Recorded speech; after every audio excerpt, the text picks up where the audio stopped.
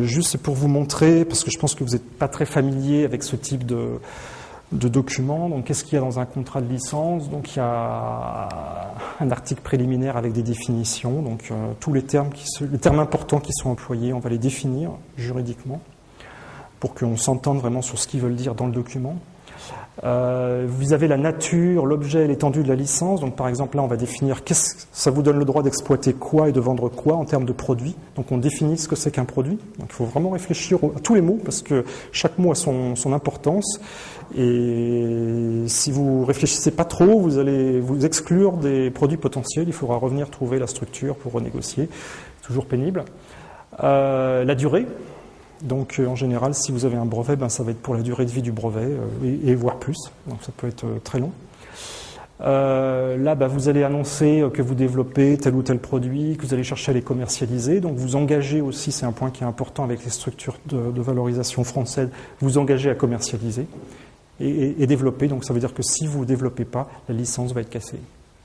Et donc va repartir, les droits vont repartir. Donc c'est une contrainte. S'il y a du savoir-faire qu'on vous adresse, auquel vous avez accès, voilà comment vous avez accès. Si vous avez une assistance technique, comment, sous quelles conditions, dans quelle durée.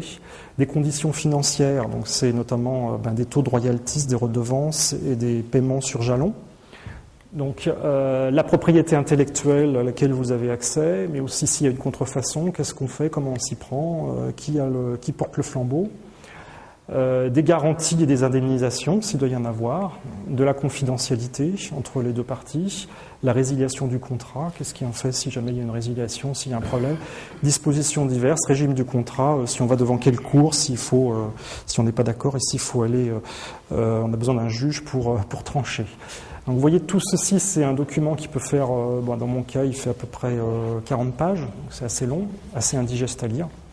Donc ne faites pas une fixation sur les conditions financières parce que c'est important, mais c'est loin d'être ce qu'il y a de plus important. Il y a plein d'autres choses qui sont clés dans ce type de document. Donc c'est important de se faire accompagner d'un spécialiste qui connaît bien ce type d'engagement contractuel.